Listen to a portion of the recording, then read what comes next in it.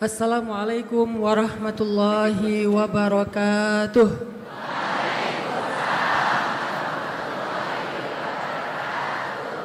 Alhamdulillahi rabbil alamin. Alhamdulillahilladzi bi ni'matihi tatimmus shalihat wa bi fadlihi tatanazzalul khairat wal barakat wa bi taufiqihi tatahaqqaqul maqasid wal ghayat. Ashhadu an la ilaha illallah wahdahu la syarika lah wa ashhadu anna sayyidana Muhammadan abduhu wa rasuluhu alladzi la nabiyya ba'dah. Allahumma salli ala sayyidina Muhammadin wa ala alihi wa ashabihi wa sallim. Rabbi shrah li sadri wa yassir li amri wahlul 'uqdatan min lisani yafqahu qawli. Rabbana hab lana hukman wa alhiqna bis salihin. Allahumma inna nas'aluka ilman nafi'a wa qalban khashi'a wa lisanan dzakiran shadiqa wa amalan salihan maqbula amin ya rabbal alamin. Kita sangat bahagia malam ini bisa duduk di antara ulama-ulama kita, guru-guru kita, kiai-kiai kita. Karena duduk saja bersama mereka adalah sebuah rahmah dari Allah. Di hadapan kita ada guru-guru kita. Yang pertama ada guru kita Dr. Kiai Haji Anasom selaku Ketua PCNU Kota Semarang. Beliau adalah seorang ahli sejarah yang walaupun saya duduk dengan beliau sebentar tadi, tapi saya dapat banyak ilmu dari beliau. Tentang sejarah santri, sejarah perjuangan, sejarah dakwah, sejarah NU. Padahal saya baru duduk 10 menit. Itu artinya duduk bersama ulama itu berkah. Jadi walaupun 10 menit, makanya kalau duduk di depan ulama jangan banyak ngomong. Tapi dengarkan. Jadi kalau kita duduk dengan mereka, jangan kita yang ngomong. Kita mendengar. Harusnya malam ini saya juga pengen duduk di bawah dan mendengar. Tapi karena ini adalah sebuah amanah, saya mohon izin kepada para kiai untuk berbicara walaupun mungkin nanti akan banyak salahnya. Mohon dikoreksi kalau ada yang keliru dan salah. Kemudian ada guru kita, Dr. Kiai Haji Multazam Ahmad. Masya Allah, alhamdulillah kita didampingi orang-orang hebat. Ada guru kita Dr. Marwini, kemudian ada guru kita juga yang mewakili Ketua PWNU Jawa Tengah, yaitu Dr. Iman Fadilah, yang dari beliau juga saya belajar tentang sifat lemah lembut dan tawadhu yang luar biasa. Dan khususnya yang saya cintai karena Allah, Gus Robert Mahasin atau Gus Robert sebagai Ketua KMNU Undip. Saya juga ingin mengucapkan selamat harlah yang ke-9 buat KMNU Undip. Semoga harlah ini menjadi sebuah semangat bagi teman-teman khususnya yang berada di dalam organisasi KMNU Undip, umumnya mahasiswa Undip, umumnya lagi anak-anak muda Semarang, Jawa Tengah, Indonesia, untuk berkiprah mengambil peran di tengah-tengah masyarakat dan bangsa Indonesia. Saya teringat dengan sebuah kenangan yang pernah disampaikan Rasulullah SAW ketika beliau berusia 15 tahun. Jadi Nabi itu pernah bercerita tentang masa mudanya. Kata Nabi dulu ketika masa muda, saya pernah mengikuti sebuah kejadian. Dan kejadian itu membuat saya sangat mencintainya. Nabi pernah mengenang dan sangat mencintai sebuah peristiwa besar semasa beliau masih muda, umur 15 tahun atau 14 tahun. Apa peristiwa yang paling disukai Nabi ketika beliau masih muda? Ketika beliau masih remaja. Ternyata peristiwa yang paling disukai Nabi ketika beliau masih remaja itu adalah peristiwa Hilful Fudul.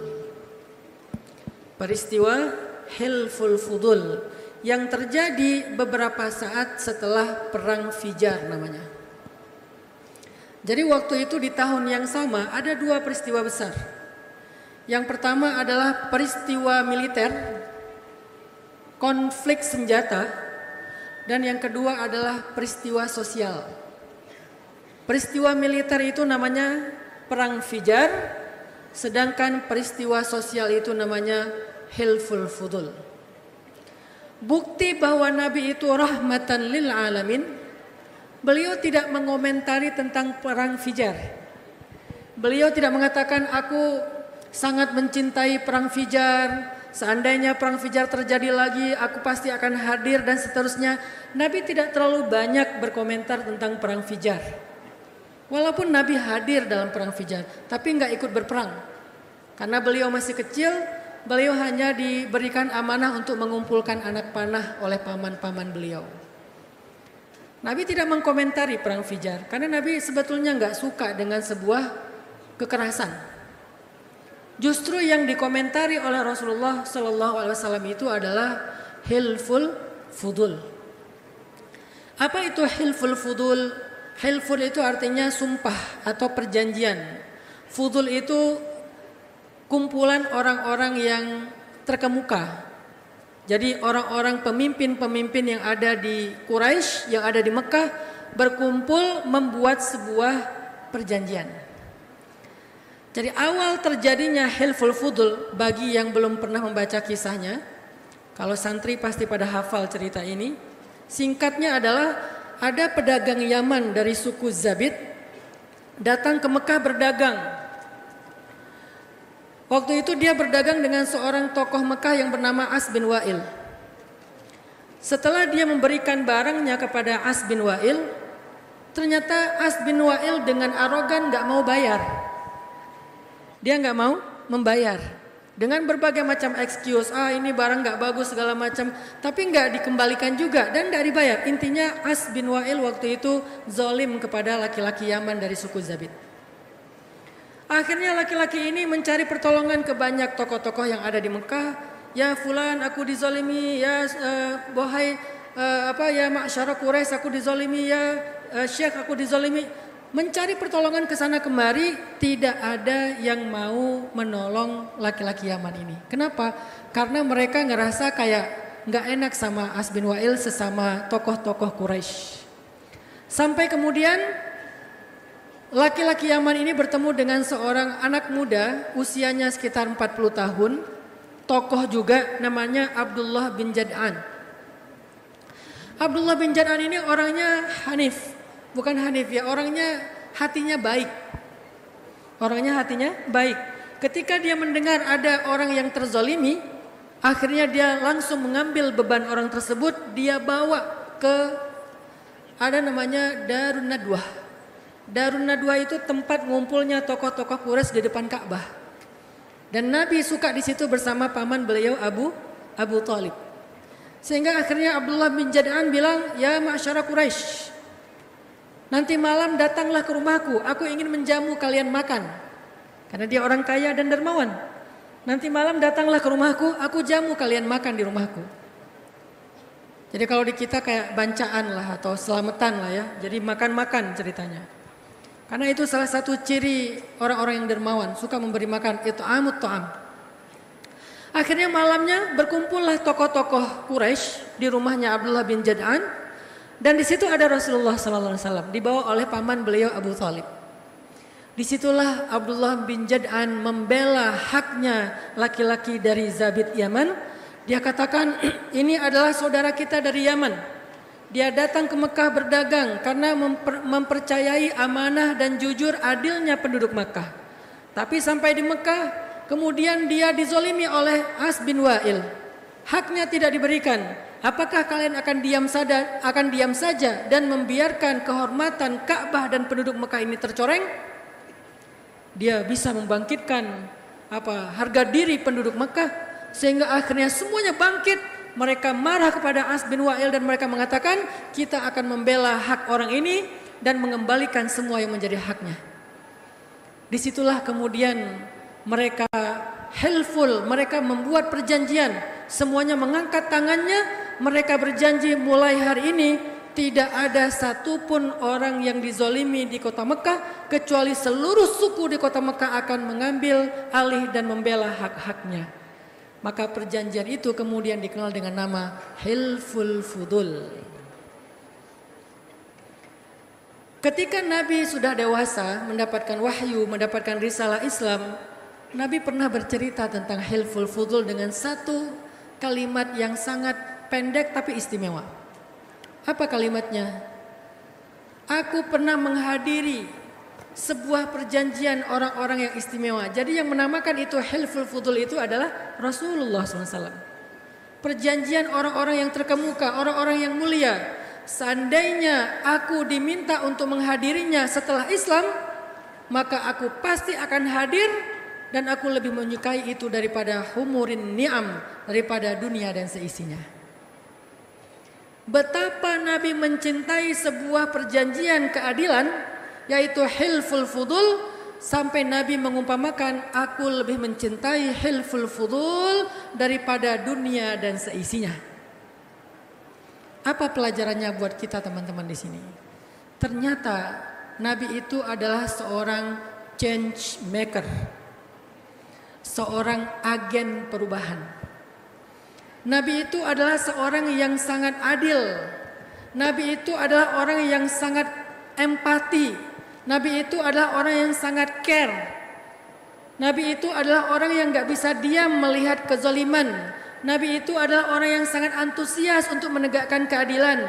Nabi itu adalah orang yang sangat semangat untuk membela yang lemah. Nabi itu adalah orang yang paling terdepan untuk menyantuni anak yatim, orang miskin, orang-orang yang teraniaya. Beliau selalu di depan dan sangat bersemangat.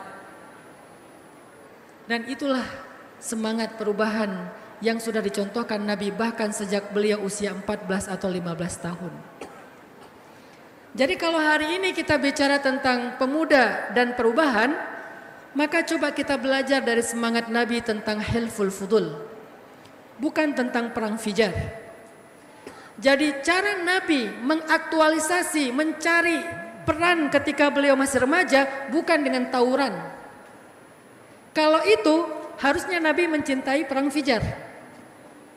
Kalau Nabi lebih suka gontok-gontokan, adu fisik, gaya-gayaan di jalan, bawa parang yang panjang, bacok orang, begal, klitih, dan seterusnya, harusnya Nabi mengomentari, aku sangat mencintai perang Fijar. Tapi bukan itu cara Nabi mengaktualisasi beliau mengaktualisasi diri sebagai pemuda.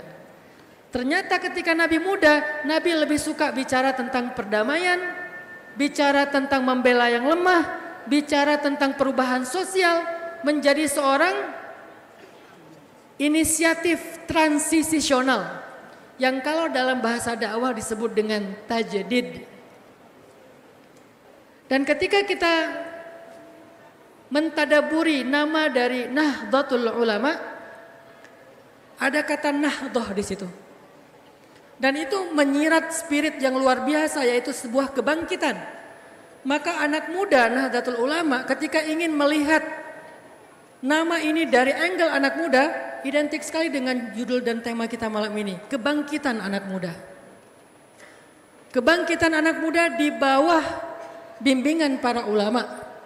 Kebangkitan anak muda sesuai dengan dauhnya para kiai. Kebangkitan anak muda sesuai dengan arahan para guru-guru. Mereka bangkit dengan semangat Hilful Fudul, bukan bangkit dengan semangat perang Fijar. Sehingga mereka tidak bangkit untuk tawuran. Mereka tidak bangkit untuk perang antar supporter bola. Mereka tidak bangkit untuk perang antar gangster. Mereka tidak bangkit untuk hanya berantem gara-gara cewek. Walaupun sulit.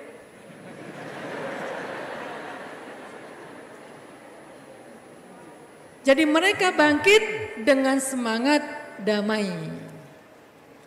Makanya saya suka dengan satu kalimat yang lagi ngetren di antara anak muda sekarang.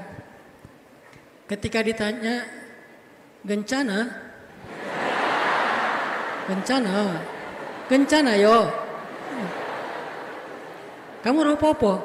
Aku rapopo. Ora popo aku. Ora popo, tak kandani ora popo. Gencana yo. Itu adalah kalimat betapa dia tabah, sabar menghadapi ujian tentang hubungan. Sehingga ketika dia sedang terluka, sedang sedih, ditanya kamu nggak apa-apa? Nggak apa-apa, aku nggak apa-apa. Ngalah. Walaupun konteksnya bisa macam-macam ya. Tapi dia ngalah gitu, nggak mau rame. Ngalah nggak mau rame bukan tanda lemah, tapi tanda kuat. Kenapa bisa gitu? Kata Nabi, bukanlah orang yang kuat karena dia jago bergulat. Bukanlah orang kuat karena jago bergulat. Tetapi orang kuat adalah orang yang mampu menahan amarahnya ketika dia bisa untuk marah. Itulah orang kuat. Dari situ muncullah kalimat nasihat dari Al-Quran. Idfa billati hiya ahsan. Fa idzal ladzi bainaka wa bainahu adawah ka'annahu waliyun hamim. Balaslah keburukan orang kepadamu dengan kebaikan. Nanti bisa jadi yang dulunya dia adalah orang yang memusuhimu, tiba-tiba menjadi orang yang membelamu dan sahabat sejatimu. Dan itulah ciri orang kuat, itulah hilful fudul, itulah perdamaian, itulah awal dari perubahan. Jadi ketika saya baru dapat judul ini tadi sore, jadi judul ini bukan dari saya tadi tanya ke Kang Gilang dari ZEF, judul kita nanti malam apa? Oh judulnya adalah Saatnya Pemuda Membawa Perubahan. Saya mikir sampai nggak khusyuk saya sholat isya tadi. Ini ngomong apa saya? Karena saya nggak suka menyiapkan materi, itu kelemahan saya. Saya dulu ketika di Mesir suka baca sejarah, baca buku pergerakan segala macam. Jadi kalau udah mepet tiba-tiba keluar apa yang dulu dibaca. Mungkin bukan kecerdasan ya, itu kemalasan. Jadi karena udah nggak biasa nyiapin materi, biasanya saya mikir ya 5 menit. Jadi kalau nanti tadi teman-teman lihat saya agak sibuk di handphone, itu saya lagi nyatet beberapa poin karena saya biasanya menyiapkan materi hanya 3 menit sebelum saya disuruh ngomong. Jadi saya tadi catetin materi-materinya, oke, udah ini, oke. Karena nggak rapih, cowok biasa lah ya, excuse-nya. Jadi kayak ya kejar semalam, udah biasa dengan pola kayak gitu. Jadi teman-teman, cerita pertama yang saya ingin angkat dari semangat perubahan anak muda itu adalah semangat Nabi dalam hilful fudul. Makanya ketika Nabi sampai di Madinah, kalau kita baca cerita kapan Nabi itu pernah telat sholat isya. Ternyata alasan Nabi telat sholat isya itu adalah gara-gara Nabi mendamaikan 2 suku yang mau berantem, mau berperang. Nabi pergi ke sana bersama Abu Bakar, bersama Umar. Yang ditinggalkan di Masjid Nabawi adalah Utsman bin Affan. Sehingga sebagian sahabat sholat bersama Utsman bin Affan. Jadi yang pernah menjadi imam selain Abu Bakar adalah Utsman bin Affan. Lalu Nabi datangnya tengah malam, menjelang tengah malam. Kenapa Nabi sampai telat sholat isya, tidak di awal waktu? Gara-gara semangat beliau mendamaikan di antara 2 suku yang mau bertengkar.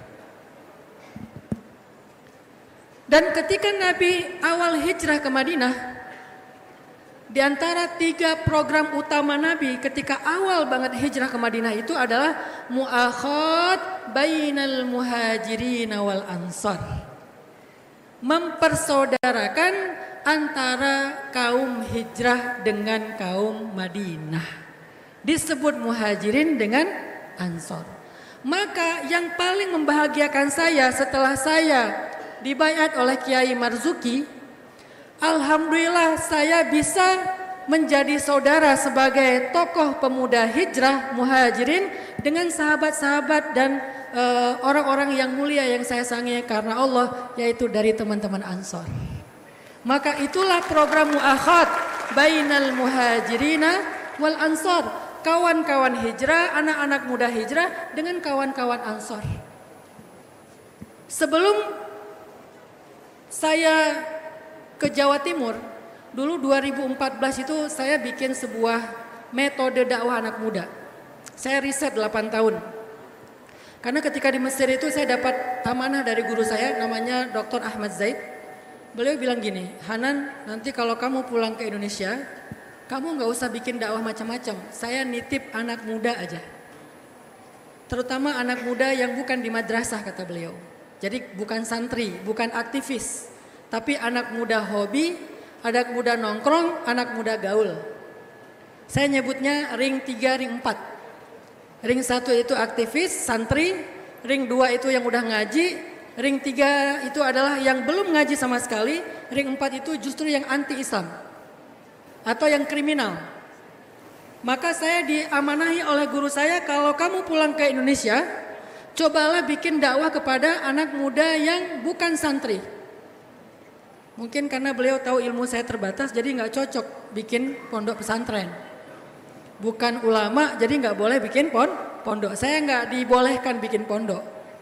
Tapi saya disuruh dakwahin anak muda. Mungkin ngelihat saya wataknya senang main, senang nongkrong. Sehingga 2006 ketika saya pulang dari Mesir, saya awalnya masih dakwah di antara majelis taklim ibu-ibu. Ada jihad namanya pengajian hari Ahad di masjid-masjid.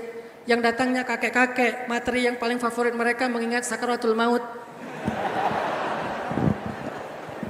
8 tahun saya riset tentang anak muda di Indonesia itu seperti apa. Saya nggak riset ke pondok karena mereka udah dibina oleh para kiai dan para ulama. Di tempat saya di Aceh ada namanya Pondok Salafiyah, dibina oleh tengku-tengku yang ada di sana. Mereka bukan market dakwah saya, mereka ring 1.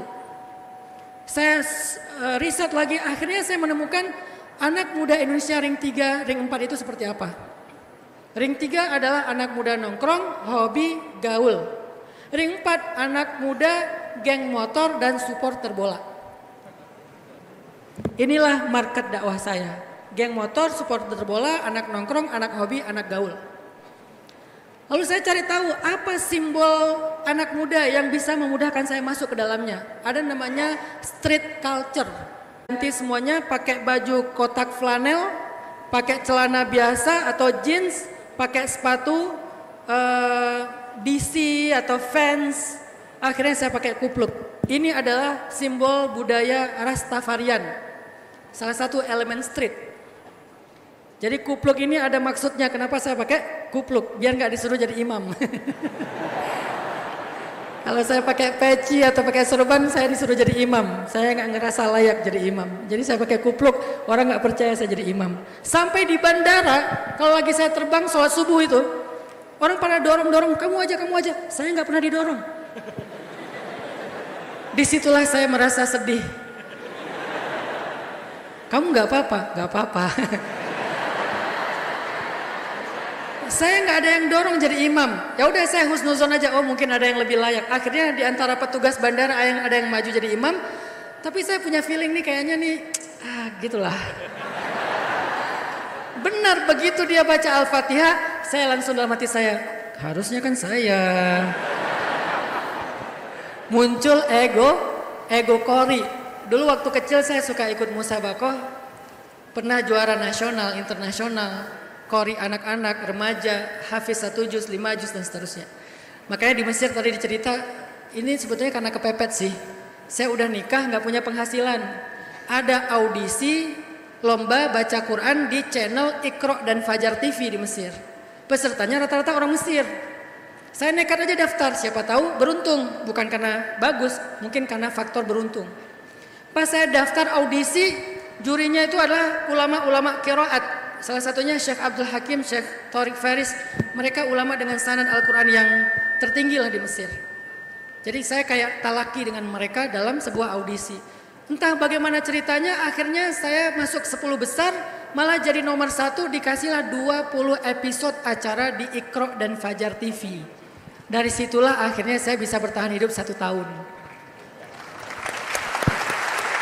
Bukan karena bagus, tapi karena butuh. Karena kepepet. Nah makanya pas petugas bandara ngimamin, saya dalam hati itu jadi nggak khusyuk juga, jadi ngengkoreksi bacaan dia. Harusnya di situ nggak bisa wakaf, di situ diwasol, ini bacanya begini, ini bacanya begitu. Jadi malah nggak konsen. Besok-besok kalau saya di bandara nggak ada yang dorong, saya pura-pura kedorong. Ini siapa sih yang dorong saya? Ya udahlah. Pura-pura kedorong gitu, ya udah Allahu Akbar. Jadi ya intinya adalah saya fokus ke dakwah anak muda yang street. Akhirnya saya rubah semuanya, mulailah saya main skateboard. Main skateboard, I love skateboarding, lalu main surfing, sampai ini jari saya yang tengah ya, saya nggak bisa nunjukin satu jari aja bahaya. Ini jadi 55. Yang tengah ini agak bengkok gara-gara saya belajar wake surf yang ditarik pakai speedboat, terus nanti kalau udah ngebentuk ombak di belakang, lepasin talinya, saya ngikutin ombak. Awal-awal belajar nggak tahu cara take off. Begitu ditarik saya jatuh masuk ke dalam air, ketarik. Akhirnya saya ngedengerin suara jari saya krek gitu. Ah ini kayaknya ada yang aneh nih. Begitu saya water trapping, saya ngelihat jari saya bengkok sebelah. Jadi ada perjuangan untuk masuk ke dunia anak muda. Belajar surfing sama juara surfer nasional dan internasional dari Indonesia. Namanya Mencos, Cos ajarin saya paddling. Oh ya Ustadz, ngajarin paddling. Ajarin saya cara menghindari ombak. Datang ombak 3 meter, dia takbir. Allahu Akbar. Saya innalillah. Dia bisa menghindar, saya pasrah. Tawakal. Akhirnya kegulung ke ombak, kedorong ke bawah, keseret sampai ke pasir, berdarah-darah. Kata dia, Ustadz tuh berdarah. Pride bro. Akhirnya bisa sedikit surfing, belajar free dive, belajar cliff dive, loncat dari tebing, alhamdulillah muncul. Itu adalah pelarian saya kalau lagi bete, saya loncat dari tebing, menghitung ombak di tebing itu berapa detik ombaknya datang dan pergi, kapan timingnya kita loncat, kemana escape-nya, diajarin tentang cliff diver. Lalu belajar snowboarding, pokoknya semuanya yang ada papannya. Karena itu simbol street culture. Setelah saya belajar street culture, akhirnya baru saya bikin sebuah dakwah anak muda dengan metode yang kayaknya di Indonesia baru pertama deh. Membuat tren. Saya nggak bisa bikin pesantren, makanya saya bikin dakwah dengan metode menyebarkan pesan lewat tren. Kalau digabung maka bacanya pesan underscore tren. Bacanya sama, pesantren.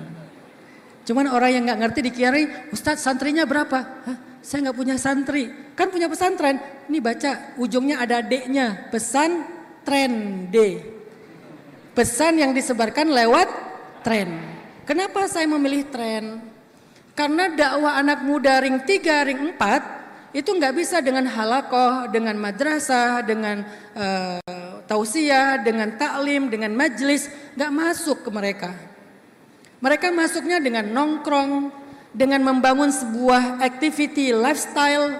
Sehingga waktu itu saya mengambil pesan hijrah untuk dijadikan tren. Maka 2014 lahirlah tren hijrah di Indonesia. Masif seluruh Indonesia. Muncullah komunitas-komunitas dengan nama hijrah. Hijrahnya lewat kita, tapi kesalahan saya waktu itu setelah mereka hijrah nggak saya maintain. Bebas setelah hijrah mau ikut kemana. Ada sebagian yang ikutnya ke sebelah. Pas sudah ikut ke sebelah ngajinya udah agak beda, sayanya dibid'ah-bid'ahin. Wah pemuda hijrah itu bid'ah, pemuda hijrah itu aneh dan segala macam. Padahal dia hijrahnya lewat kita. Ya udahlah. Terakhir makin banyak, mulailah ada rasa sedih dalam hati saya berdoa. Rabbi habli hukman wa alhiqni bissolihin. Ya Allah beri saya hikmah, pertemukan saya dengan orang soleh. Apa itu hikmah? Al-isabatu fil qawli wal amal. Tepat dalam ucapan, tepat dalam perbuatan. Ya Allah, bagaimana cara saya membina anak-anak yang sudah hijrah? Beri saya hikmah. Pertemukan saya dengan orang soleh yang bisa memberitahu saya dan mengirsyadat, membimbing saya setelah fase yang pertama. Akhirnya Allah pertemukan dengan Kiai Marzuki Mustamar. Itu buah dari doa saya ketika umroh Ramadan. Rabbi habli hukman wa alhiqni bissolihin. Awal dari solehin itu adalah Kiai Marzuki, kemudian para kiai-kiai yang lain dan para habaib sampai hari ini. Salah satu di antara program hijrah yang kita bikin lewat metode tren itu adalah mempersaudarakan geng motor. Itu misi kita, mempersaudarakan geng motor. Di Jawa Barat, Bandung, geng motor itu terbesar salah satu di Indonesia. Satu geng motor itu anggotanya sekitar 50.000 sampai 70.000 orang. Usianya dari SMP sampai S3. Sampai S3. Banyak geng motor yang doktor itu masih geng motor. Kemudian ada 4, berarti sekitar 200 sampai 300.000 anak muda di Jawa Barat tergabung dalam geng motor. Dan geng motor beda sama klub motor. Kalau klub motor itu suka motor, kalau geng motor suka tawuran. Beda, makanya dia bukan klub. Kalau klub itu misalnya senangnya satu merek ya, sebutlah NMAX gitu. Ya udah klub NMAX, klub Harley, klub apa misalnya Scoopy. Itu namanya klub motor. Kalau ini motornya bebas apa aja. Syaratnya 2, 1 nggak pakai lampu, kedua remnya diputus. Nggak boleh pakai lampu, nggak boleh pakai rem. Turun dari tempat yang tinggi. Di Bandung ada namanya Lembang. Dari Lembang ke Bandung itu kayak dari Bandungan ke Semarang kali ya. Dari tempat yang tinggi turun ke kota, nggak boleh pakai rem, nggak boleh pakai lampu malam hari. Itu syarat atau tes masuk ke geng motor. Setelah masuk nanti ada ujian. Salah satu ujiannya apa? Dia harus bisa berantem sama geng lain sampai bisa mukulin aparat. Ini geng motor namanya. Ada 4, Briges, XTC, Moonrakers, GBR dan seterusnya. Dulu belum ada ormas, basi geng motor namanya. Meresahkan. Akhirnya saya masuk ke mereka, saya main sama mereka, tapi untungnya saya nggak disuruh bawa motor yang nggak ada remnya. Untung ya, selamat saya. Tapi saya duduk sama mereka, main, nongkrong, dengerin mereka. Ternyata orang-orang yang tatoan, yang kelihatannya nggak pernah sholat, anak-anak pang, mereka kangen sama Allah. Cuman selama ini nggak ada yang jemput mereka pulang. Dakwah hanya ada di atas mimbar, tapi mereka tidak ada yang jemput pulang. Akhirnya ada gap antara dakwah dengan mereka. Saya turun dari mimbar, saya pergi menjemput mereka pulang kepada Allah. Saya bikin event pertama namanya Briges Berzikir. Briges Berzikir, waktu itu saya ngundang Ustadz almarhum Arifin Ilham. Saya belum main sosial media, belum punya follower sama sekali. Saya jadi ketua panitia event Briges Berzikir. Saya pikir paling yang datang 100-200 orang. Tahu nggak berapa yang datang? 5.000 anak motor Briges.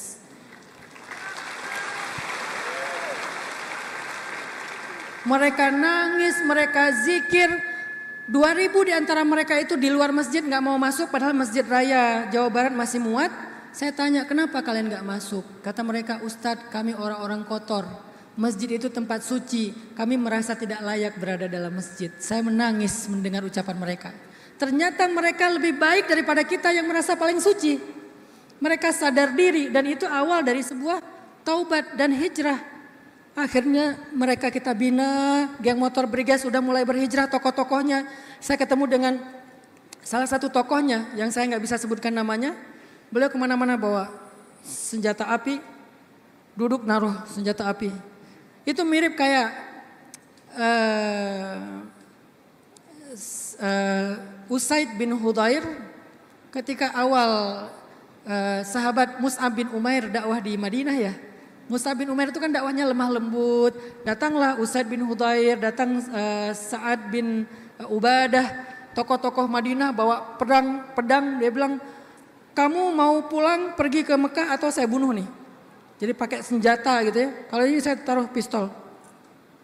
Ustadz apa? Kenapa masuk ke geng kita? Mau ngapain? Saya bilang saya lagi berbagi sama teman-teman ngobrol. Akhirnya alhamdulillah tokohnya hijrah ngajak tokoh-tokoh yang lain. Begitu Briges selesai, datang XTC. Ini teman mereka di jalan lah. Kalau di jalan asal ketemu pasti tawuran, bacok-bacokan. Jadi teman di jalan. Briges hijrah, XTC hijrah, Moonrakers hijrah, GBR hijrah. 2018 di bulan Ramadan kita bikin namanya ngabuburait. Kita minjem istilah anak BMX, bukan ngabuburit, ngabuburait. Kita bikin event ngabuburait dengan tema persaudaraan. Kita persaudarakanlah 4 geng motor, deklarasi di atas panggung dengan menyanyikan lagu Indonesia Raya. Sayangnya waktu itu saya belum hafal ya lalwaton. Jadi baru Indonesia Raya. Jadi belum hijrah juga saya. Jadi belum dibimbing sama Yai Marzuki, saya hijrahkan mereka, akhirnya mereka bersaudara. Saya teringat dengan peristiwa mu'akhad bainal muhajirin wal ansor. Itu namanya change project, change action. Itulah anak muda. Setelah selesai dengan geng motor, saya mencoba untuk masuk ke anak bola. Karena saya di Bandung, salah satu supporter bola yang cukup ramai di Indonesia. Ada sekitar 1,5 juta supporter bola, Viking Bobotoh. Saya masuk ke Bobotoh. Ada namanya Yana Bool. Setelah hijrah menjadi Yana Umar. Tadinya Yana Bool, hijrah jadi Yana Umar. Dia yang pakai genderang Viking dan Bobotoh sebelum pertandingan. Tapi setelah hijrah alhamdulillah dia memimpin baca Al-Fatihah sebelum pertandingan Persib. Al-Fatihah kemudian sholawatan baru tanding. Kita sebagai temannya menyediakan musola mobile di luar stadion. Sehingga siapa anak-anak yang pengen sholat maghrib mereka bisa pakai musola kita dengan keran seadanya yang kita sediakan. Tapi mereka ngerasa sulit untuk sholat maghrib. Akhirnya mereka meminta kepada penyelenggara liga termasuk TV untuk merubah jadwal tanding Persib ba'da maghrib. Dan akhirnya berhasil, mulailah Persib tanding kandangnya ba'da maghrib. Supaya bisa sholat maghrib tepat waktu. Itu namanya change project, change action. Tapi saya masih sedih karena belum bisa mempersaudarakan mereka dengan sahabat mereka, The Jack. Belum bisa mempersaudarakan teman-teman bonek sama Aremania. Ketika saya mau jalan ke Bung Ferry, The Jack, qadarullah terjadi pandemi. Akhirnya terhentilah proyek mu'akhad baina Viking wa The Jack. Mu'akhad baina Aremania wa bonek. Sebagaimana mu'akhad baina Briges wa XTC wa Moonrakers wa GBR. Jadi saya berkisah ini sama sekali na'udzubillah bukan tentang diri saya tetapi tentang sebuah spirit. Spirit Hilful Fudul adalah spirit perubahan, adalah spirit perdamaian, adalah spirit kebangkitan. Dan inisiatornya adalah anak muda yang bernama Abdullah bin Jad'an. Dan orang yang hadir di situ dan kelak akan menjadi tokoh terhebat sepanjang sejarah namanya Sayyidina Muhammad sallallahu alaihi wasallam. Maka kalau kalian ingin membuat perubahan, belajarlah dari spirit Hilful Fudul. Yang kedua, apa modal perubahan? Bagaimana cara kita bisa menjadi seorang change maker, seorang agen perubahan? Apa modalnya? Ternyata kalau saya baca-baca dan istiqra sejarah, meneliti bacaan sejarah, modal dari sebuah semangat perubahan itu adalah keprihatinan hidup. Biasanya orang-orang yang membuat perubahan itu pernah melalui masa-masa prihatin dalam hidupnya. Sa'atil usrah, masa-masa yang sulit di masa lalunya. Dia orang yang paling sering menjadi agen perubahan. Kenapa? Karena orang yang punya masa lalu yang prihatin, yang sulit, itu punya empati yang tinggi. Al-wa'yu, rasa sadar dan empatinya tinggi. Sehingga dia sangat fiqhul waqi, faham tentang realitas. Ketika orang lain ngelihat realitas dari permukaan, dia ngelihat realitas bahkan sampai ke dalam. Makanya disebut dengan fiqhul waqi, memahami realitas. Itulah modal Rasulullah SAW. Jadi saya jadi tahu kenapa Nabi waktu kecilnya lahir gak punya ayah. Usia 5 tahun ibunya wafat. Gak lama kemudian kakeknya wafat. Dirawat oleh pamannya yang paling miskin, bukan yang paling kaya di antara paman-pamannya. Hidup sendiri sebatang kara susah payah. Bahkan ketika bayi juga beliau mendapatkan ibu susu yang paling miskin, yang paling prihatin di antara kaum Bani Sa'di. Yaitu Halimatus Sa'diyah. Kenapa hidup Nabi itu prihatin banget? Ternyata itu adalah bagian dari madrasah langit, tarbiyah langit untuk mencetak seorang change maker yang bernama Sayyidina Muhammad. Alam yajidka yatiman fa'awa wa wajadaka dhallan fahada wa wajadaka ailan fa'aghna. Itu masa lalu. Terus masa depannya, fa'ammal yatima fala taqhar wa ammas sa'ila fala tanhar wa amma bi ni'mati rabbika fahaddits. Coba lihat paduan ayatnya. Wahai Muhammad, kata Allah, wahai hambaku, dulu kamu begini kan? Dulu kamu yatim, dulu kamu ail, dulu kamu bingung, dulu kamu. Sehingga masa lalu Nabi itu, masa kecil Nabi yang prihatin itu ternyata menjadi sebuah energi untuk Nabi menjadi orang yang bisa menjadi agen perubahan. Maka 3 ayat berikutnya, maka terhadap anak yatim, maka terhadap peminta-minta, maka terhadap orang miskin, maka terhadap nikmat Allah, itulah misinya. Modalnya, alam yajidka yatiman fa'awa wa wajadaka dhallan fahada wa wajadaka ailan fa'aghna. Itu modal, itu masa lalu, itu madrasah, itu tarbiyah Allah kepada Nabi di masa kecilnya. Misinya apa? Misinya fa'ammal yatima fala taqhar wa ammas sa'ila fala tanhar wa amma bi ni'mati rabbika fahaddits. Jadi dari situ saya belajar ternyata modal orang yang jadi agen perubahan itu adalah keprihatinan hidup. Maka la tahzan, kalau hidup kalian prihatin, berarti kalian sedang memenuhi sebuah syarat menjadi orang besar di masa depan. Jangan sedih kalau kalian diputusin berkali-kali, dikhianati berkali-kali, diharkosin, harapan kosong, di PHP-in, di di roasting, dibully, apalagi ditinggal nikah sama teman dekat, teman kos-kosan. Keprihatinan kalian ketika kalian masih jomblo itu menjadi modal kalian untuk menjadi ibu terbaik setelah punya suami. Menjadi modal kalian menjadi istri terbaik ketika udah punya pasangan. Sehingga kalian akan menghargai laki-laki lebih daripada yang lain. Kenapa? Kalian tahu rasanya disakiti. Sehingga sama suami itu kalau ngelihat suami itu kayak ngelihat opa-opa Korea. Suami pulang kerja, teriak-teriak histeris. Siapa yang bisa kayak gitu ke suaminya? Mereka yang pernah merasakan luka yang amat dalam tentang cinta, mereka akan menjadi orang yang paling baik dalam mencintai.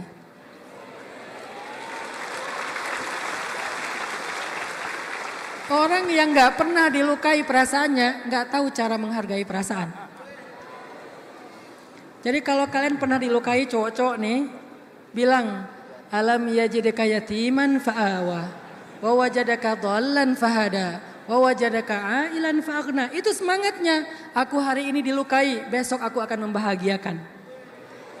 Hari ini aku ditinggalkan, besok aku akan selalu ada. Hari ini aku disakiti, besok aku akan mengobati. Orang yang pernah prihatin, dia punya modal menjadi orang besar. Tapi orang yang hidupnya mudah, mendapatkan privilege, mendapatkan semua yang dia inginkan, biasanya gak siap dengan amanah-amanah besar. Karena dia gak punya quwwatut tahammul, gak punya kekuatan menanggung beban. Orang yang prihatin memiliki yang namanya quwwatut tahammul, kuat mengangkat beban. Orang yang kuat mengangkat beban itulah orang besar. Gak ada orang besar yang mengangkat beban kecil. Semua orang besar itu indikasinya orang yang mengangkat beban besar. Dan dia tidak akan sanggup mengangkat beban besar kalau masa lalunya tidak dimadrasahkan oleh langit, tidak ditarbiyah dengan tarbiyah rijal, rahilah, quwwatut tahammul, menjadi rahilah. Apa itu rahilah? Kata Nabi dalam hadisnya, taronna saka ibili mi'ah la takadu tajidu fiha rahilatan Manusia itu seperti 100 ekor onta, ibil. Onta itu dalam bahasa Arab punya banyak istilah. Ada naqah, ada jamal. Tapi jamalnya pendek ya. Kalau panjang itu namanya Pak Jamal. Makanya kalau manggil Pak Jamal panggilnya Pak Jamal. Jamaluddin. Jangan manggil Pak Jamal, itu Pak Onta artinya. Kalau bacanya pendek artinya onta. Kalau bacanya panjang artinya indah. Ada naqah, ada ibil, ada jamal. Ada banyak istilah untuk onta. Kata Nabi, taronna saka ibili mi'ah. Manusia itu kayak 100 ekor onta ternak. La takadu tajidu fiha rahilatan. Hampir enggak ada satupun yang jadi rahilah. Apa itu rahilah? Yang mampu mengangkat beban lebih banyak daripada ibil yang lain. Maka berbahagialah kalau kalian masa kecilnya, masa lalunya, masa mudanya prihatin. Susah. Saya juga ngerasa bahwa masa muda saya lumayan susah. Gimana lumayannya? Saya dari keluarga yang fakir, bukan miskin, fakir.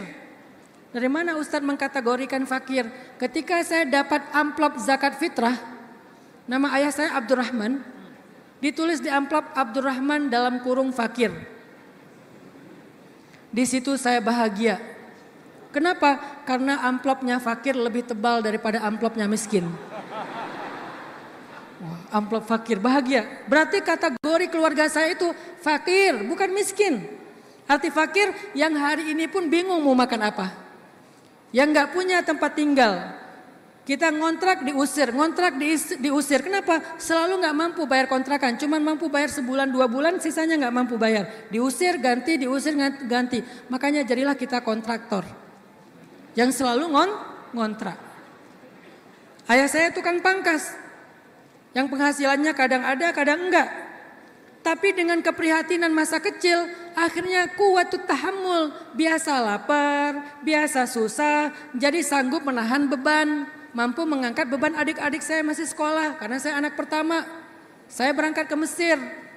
Alhamdulillah dapat beasiswa, akhirnya enggak memberatkan orang tua. Kalau enggak mungkin saya ke Mesir. Kenapa dapat beasiswa? Pinter? Enggak, karena enggak ada pilihan. Kalau saya punya privilege orang tua saya diplomat, kalau saya punya fasilitas orang tua saya kaya, nggak mungkin juga saya tes beasiswa. Emang beasiswanya gede, nggak gede-gede amat. Mending saya dibiayai orang tua saya kalau dia pengusaha. Mending saya ikut ayah saya kalau dia diplomat. Karena saya nggak punya pilihan, akhirnya saya harus benar-benar bisa lulus. Alhamdulillah dapat beasiswa Al-Azhar. Di Mesir, selain kuliah, saya juga kerja. Kenapa? Saya harus membiayai adik-adik saya sekolah. Jualan bakso, jualan dolar, bikin guide tur wisata, dan seterusnya. Apa yang bisa dilakukan lah kayak di film Ayat-Ayat Cinta. Akhirnya tiap bulan kirim ke ibu, "Ma ini untuk adik sekolah, ma untuk beli kulkas, ma untuk pasang telepon." Dulu masang telepon aja susah. Sehingga ketika saya menikah, saya bukan hanya menanggung beban istri, tetapi juga keluarga besarnya. Udah kuat menanggung beban. Ketika pulang ke Indonesia, saya bikin sekolah gratis SD, sekolah gratis SMA. Walaupun sekolahnya gratis, tetapi kawasannya enggak ada yang prihatin. Kita punya stable berkuda sendiri. Sekolah gratis punya stable. Setiap minggu belajar berkuda gratis, padahal belajar berkuda itu mahal. Punya kolam renang, lagi dibikin sih. Punya aviari. Saya datang ke Irfan Hakim, mungkin pernah nonton YouTube Irfan Hakim, saya podcast sama dia. Itu bukan sengaja podcast, saya lagi pengen belajar ke Irfan gimana bikin aviari. Saya pengen bikin aviari di sekolah gratis saya. Pulang dari situ kata Irfan, "Ustaz boleh nggak podcast sebentar, setengah jam aja?" Ya udah nggak apa-apa saya bilang. Dasarnya saya nggak terlalu suka kolaborasi dengan artis-artis hebat karena saya ngerasa ya mereka terlalu hebat lah. Akhirnya mau bikin aviari, ada farm, ada ternak, ada segala macam. Gurunya dibayar di atas UMR, tapi gratis. Terus bebannya di mana? Bebannya di yayasan, di saya. Kenapa Ustadz sanggup? Kuwatut tahammul, karena terbiasa susah. Di Mesir kalau lagi nggak ada duit, ya udah minum air keran. Pas pulang dari Mesir, karena waktu itu awal-awal kita tinggal di Bandung, kita ngontrak rumah paling murah di Bandung yaitu di tempat pembuangan sampah. Pernah lapar banget, beberapa hari gak makan, kita makan sampah, mungut dari tong sampah, sisa-sisa makanan orang Indonesia kan kalau makan tuh suka lebih ya, makan sampah bayangin. Tapi apakah saya menyesali itu? Enggak, ternyata itu cara Allah memadrasahkan saya. Alam yajidka yatiman, dolan, ailan, fa'awa, fahada, fa'agna. Itu masa lalu kita. Makanya saya berpikir mereka yang hidupnya prihatin lebih beruntung daripada mereka yang hidupnya mudah.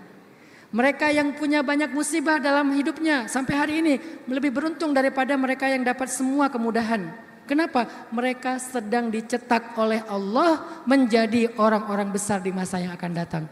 Maka yuk kita belajar menikmati keprihatinan, belajar menikmati kesendirian, belajar menikmati dikhianati, disakiti, dibohongi, diselingkuhi, di apa lagi? Disalib sama teman kos-kosan, apalah pokoknya belajar dalam keprihatinan. Fa inna ma'al usri yusra, inna ma'al usri yusra.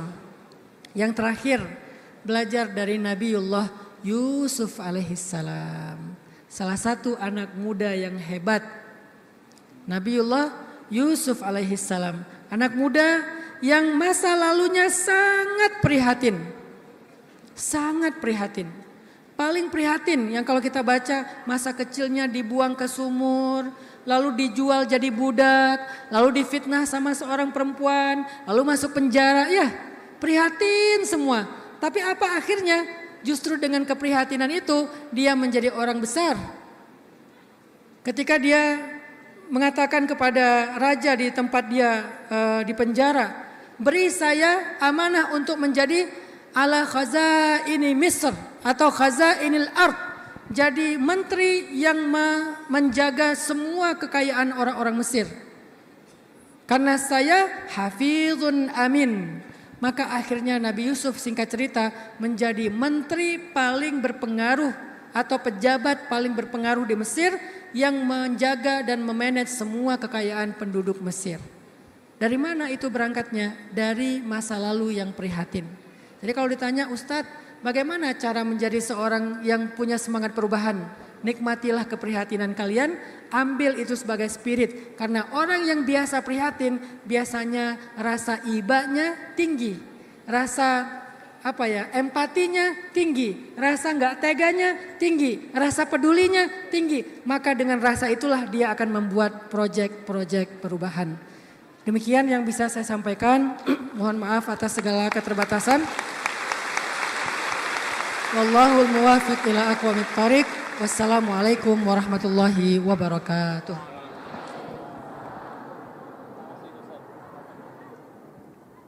Masya Allah, luar biasa.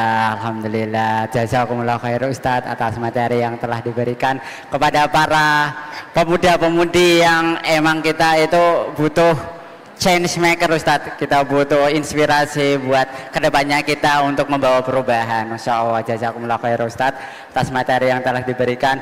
Para jamaah, siap gak nih kita menjadi salah satu pemuda-pemudi yang membawa perubahan? Siap jadi agen perubahan?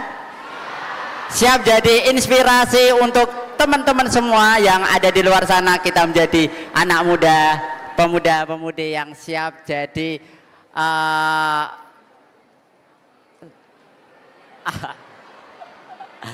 afan, saya agak grogi dikit.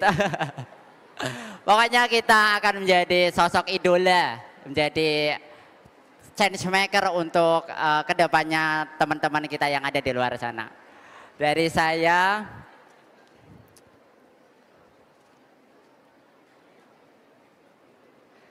alhamdulillah kita dapat simpulkan dari sesi yang kajian pada malam hari ini, yaitu kita siap jadi spirit untuk perubahan, spirit untuk kebaikan, spirit untuk menegakkan keadilan, dan itu semua inisiatornya adalah kita semua para anak muda. Kita meneladani dari peristiwa Hizbul Futul, yaitu peristiwa yang dimana dicintai sama Rasulullah dibandingkan peristiwa perang Fijar. Masya Allah. Oke, terima kasih jazakumullah khair untuk Ustadz dan para kiai semua yang ada di sini. Dari saya apabila ada tutur kata dan kesalahan yang disengaja ataupun tidak sengaja. Oke. Sebelum kita tutup, saya memohon untuk Ustadz. Untuk Ustadz doa untuk Pak Yai Sinten. Enggak ada. Mungkin ditutup dengan doa dengan Pak Kiai Sinten.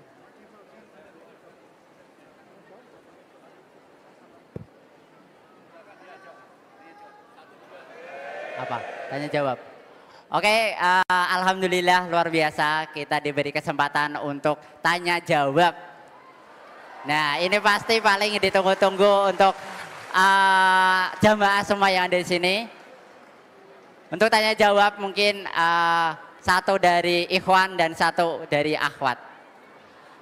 Untuk konsepnya kita buka tanya jawab dimulai dari sekarang. Mungkin dari ikhwan dulu. Dari masnya yang peci hijau, monggo. Sebutkan nama dan di mana asalnya. Iya, masnya yang peci hijau itu, Mas. Bisa maju ke depan aja ya.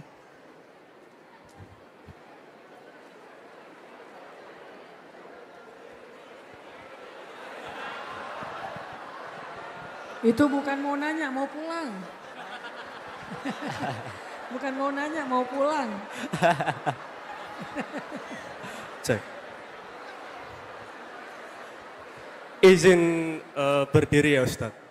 Oh ya, silakan. Ya. Bismillahirrahmanirrahim. Assalamualaikum warahmatullahi wabarakatuh. Waalaikumsalam warahmatullahi wabarakatuh. Perkenalkan, nama saya Muhammad Faris. Ya, cukup sekian perkenalannya. Izin bertanya Ustadz Hanan. Sebelumnya terima kasih untuk panitia telah memberikan saya kesempatan dan waktu untuk bertanya. Ini spesial buat saya pribadi ya.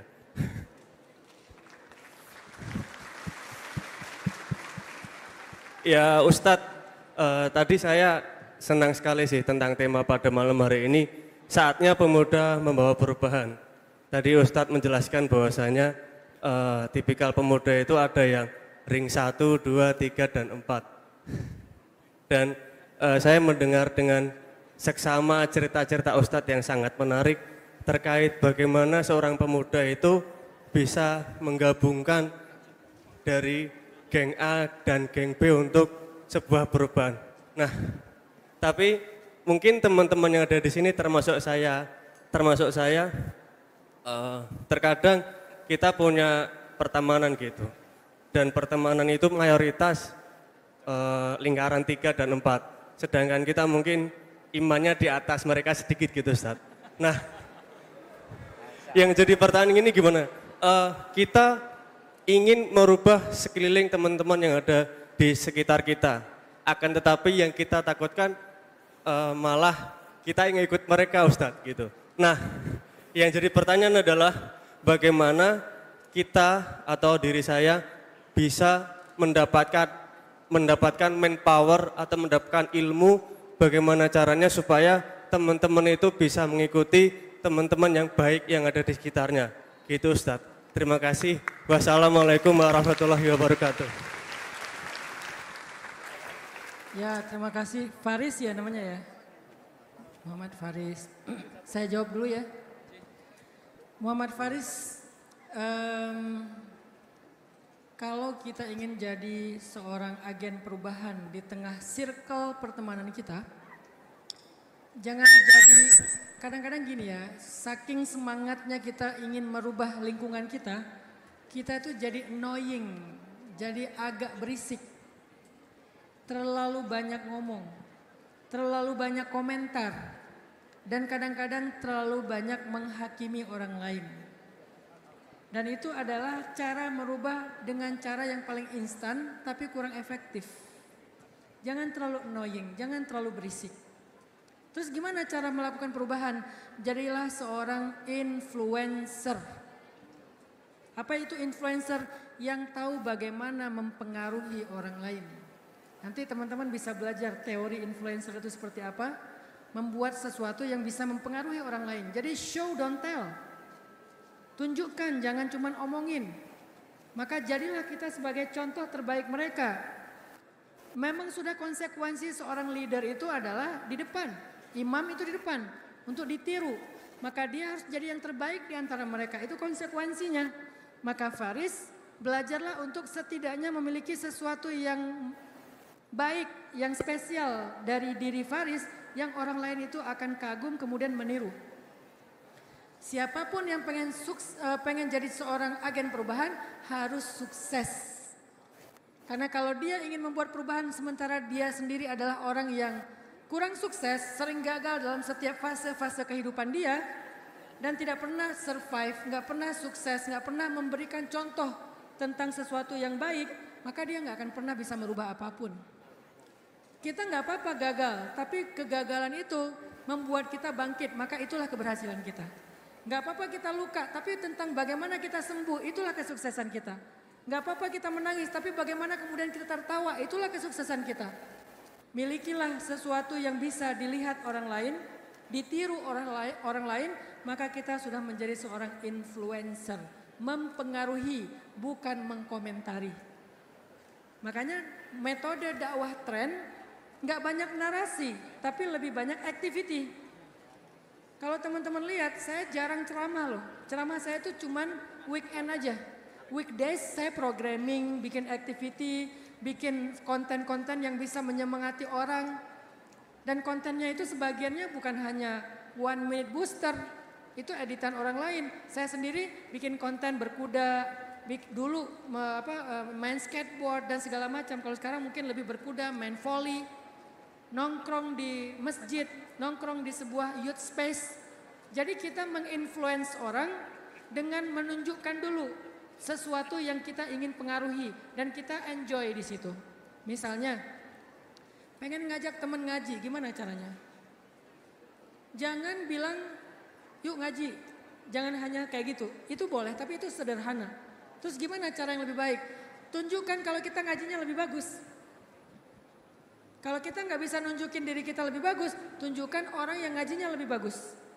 Sehingga dia akan ngerasa, bagusnya ngajinya, jadi pengen ngaji nih.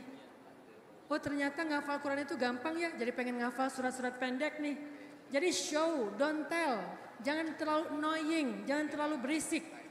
Karena bangsa kita udah terlalu banyak keberisikan yang terjadi di komen-komen sosial media. Bahkan kalau kita nonton sebuah video di TikTok tentang kecelakaan, itu nggak ada caption. Maka informasinya akan kita temukan di mana? Di komen. Saking banyaknya orang yang berkomentar. Di Indonesia komentator banyak, tapi yang leader mencontohkan qudwah itu sedikit. Maka jadilah di antara influencer, bukan komentator.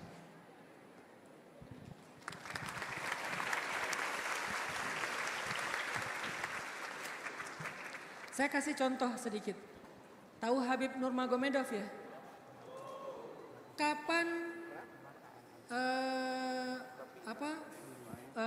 boxing atau gulat atau ultimate, bukan ultimate ya, mixed martial art, MMA itu jadi trending di Indonesia. Sejak Habib Nurmagomedov menang melawan Conor McGregor.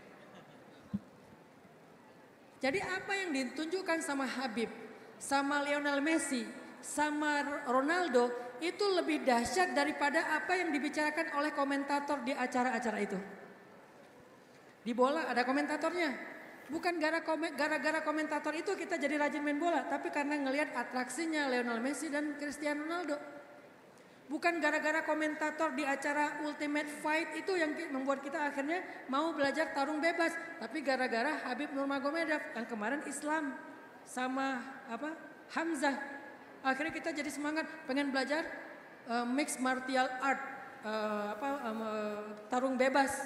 Itu gara-gara show don't tell. maka apa yang bisa kita tunjukkan? Sekecil apapun itu insya Allah akan menginfluence people kepada sesuatu.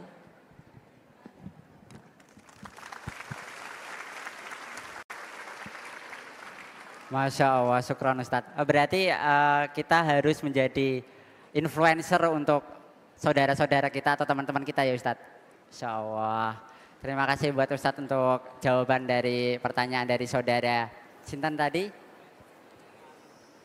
Faris, saudara Faris. Jazakumullah khair untuk yang sudah bertanya. Mungkin untuk selanjutnya, Ahwat nih paling yang ditunggu-tunggu. Siapa ya?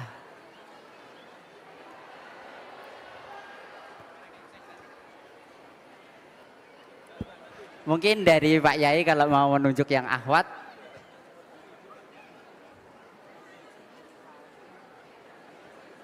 Oh, ya. Yang mudiri itu. Oke, mbaknya yang mudiri itu silakan memperkenalkan diri, nama dan dari mana. Semuanya beri tepuk tangan yang meriah buat mbaknya. Selamat malam semuanya, perkenalkan saya Fredika dari Semarang. Assalamualaikum warahmatullahi wabarakatuh. Waalaikumsalam warahmatullahi wabarakatuh. Namanya siapa? Nama saya Fredika. Frederica. Fredita. Frederica. Frederica. Literary. Iya. Oke, Fredika, silakan. Izin bertanya Ustadz mengenai pengalaman-pengalaman yang Ustadz ceritakan tadi mengenai keprihatinan. Singkat cerita, saya dari keluarga yang lengkap, tapi sosok peran ayah saya kurang. Nah, Boleh lebih dekat mic-nya? Saya dari keluarga yang lengkap, tetapi saya dari sosok kurangnya sosok ayah. Nah, saya sedikit cerita, saya anak bungsu dan dari kecil saya dididik oleh ibu saya itu selalu menerapkan prihatin. Nah, keprihatinan, tetapi ibu saya selalu menguatkan saya. Gimana caranya prihatin dengan dewasa tetapi belum saatnya dewasa, seperti itu Ustadz. Nah, yang saya ingin tanyakan Ustadz, bagaimana meyakinkan ibu saya agar lebih menguatkan ibu saya gitu Ustadz. Jadi ibu saya tuh sering memberi semangat kepada saya, sedangkan saya melihat ibu saya yang waktu itu terserang penyakit dan hanya saya yang mampu menolong ibu saya. Kakak saya yang nggak bisa diandalkan seperti itu Ustaz.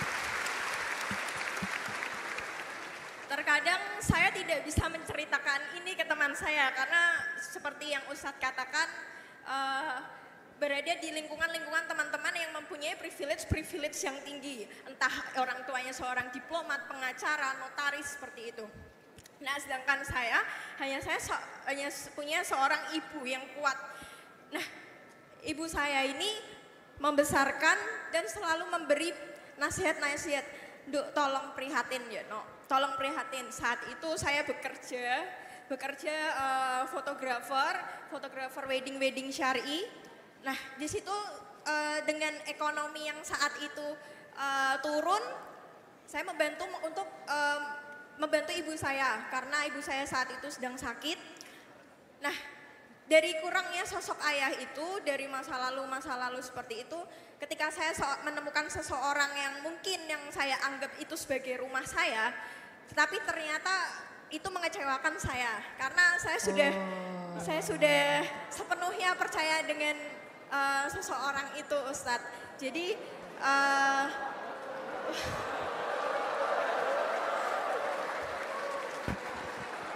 orang itu ada di sini ya, yang ini ya, yang mana orangnya? LDR Ustadz. Oh, nggak ada.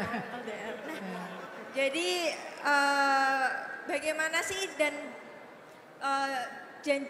doa-doa apa untuk orang-orang yang selalu menyakiti hati saya, padahal saya itu tidak. Oh, jadi minta doa untuk membalas. Ceritanya karena lagi terzolimi, Ustadz saya pengen ngedoain dia, minta doanya dong gitu ya. Ya lanjut Mbak. Ya karena saat itu juga dari background saya bertemu dengan sosok laki-laki yang emang dari background yang sangat pengertian, sederhana dan soleh. Karena apa saya sebut soleh?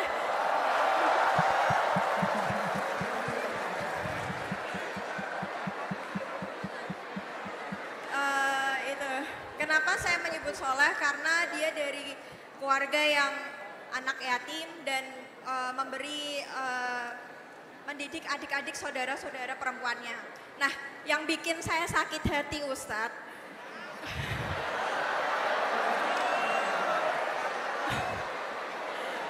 dia itu tidak bisa memegang janjinya, bahkan janji-janji.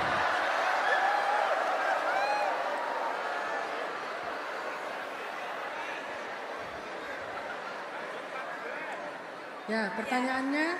Pertanyaannya doa apa untuk orang-orang yang Kayak gitu. jahat sama kita, tapi kita udah kayak kita tuh melihat orang tuh nggak dari satu kejelekan, tapi kok dia melihat satu kejelekan aja kita bisa dibenci sebenci itu. Baik, tepuk tangan dulu buat Mbak Fredika.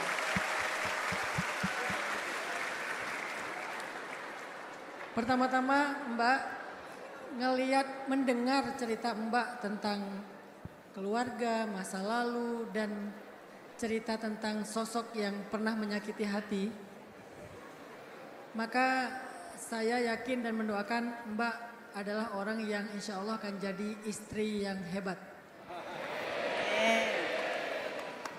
Karena tadi orang yang hidupnya penuh dengan keprihatinan, biasanya empatinya tinggi, care-nya tinggi, sensitivitas untuk memahami orang lain, mindfulness of others-nya tinggi. Karena dia prihatin, maka selain itu adalah sebuah ujian, itu sebuah pendidikan juga buat Mbak. Yang kedua, 1 dari 3 orang yang doanya tidak ada hijab dengan Allah, 1 dari 3 nih, adalah orang yang terzolimi. Kalau kita lagi terzolimi, doa kita nggak ada hijab dengan Allah. Arti nggak ada hijab di sini apa? Pasti dikabulkan walaupun kita nggak sholat, walaupun kita ahli maksiat, walaupun orang itu orang yang jauh dari Allah selama dia mukmin muslim, tapi dia nggak taat, dia banyak bikin dosa. Kalau dia terzolimi, doanya mustajabah, nggak ada hijab dengan Allah. Itulah hati-hati dengan menzolimi orang lain. Ustadz, orang yang saya zolimi itu nggak pernah sholat, walaupun nggak pernah sholat. Ustadz, orang yang saya zolimi itu nggak menutup aurat, walaupun nggak menutup aurat. Ustadz, orang yang saya zolimi itu ahli zina, ahli khamar, banyak dosa besar, walaupun ahli maksiat. Kalau dia terzolimi, 1 dari 3 orang ini tidak ada hijab dengan Allah. Maka kalau kita lagi terzolimi, ngapain kita ngedoain orang? Kan itu kesempatan emas ya. Kenapa nggak mendoakan diri sendiri? Ya Allah, beri saya ganti yang lebih baik daripada dia. Saya minta suami yang tingginya 3,5 meter ya Allah. Amin. Jadi kalau kita lagi terzolimi, minta untuk diri kita sendiri, ya Allah, beri saya jungkuk ya Allah. Atau yang serupa dengannya misalnya. Ya Allah, beri saya seorang cowok yang penyayang ya Allah. Seorang cowok yang akhlaknya baik dan seterusnya. Doain diri sendiri Mbak. Jangan doain dia, gak ada untungnya buat kita. Ya Allah, hancurkanlah dia, semoga dia tertabak truk. Ngapain? Doa kita kepada orang lain, kalau berlebihan dari haknya, maka sisanya akan kembali kepada kita. Tetap gak boleh berlebihan, walaupun mustajabah. Tapi jangan berlebihan, dia cuma ngatain kita jelek, kita bilang dia busuk misalnya, najis gitu ya. Akhirnya balik lagi ke kita. Tapi yang paling baik jangan doakan orang lain deh, rugi banget. Itu kesempatan langka tuh. Kalau lagi terzalimi langsung, Allahumma ajurni fi musibati wa khlufli khairan minha. Dan seterusnya, Allah beri saya ganti yang lebih baik dari dia. Yang speknya tuh begini, tajir, followernya sekian juta. Misalnya orangnya good looking, orangnya pengertian, bla bla bla. Kasih kriteria, mumpung doa kita lagi mustajabah. Jangan doain dia, rugi. Jadi insight ke teman-teman dari saya, life hacksnya, kalau kalian lagi terzolimi, jangan doakan orang yang menzolimi, tapi doakan diri kalian sendiri dan itu jauh lebih menguntungkan.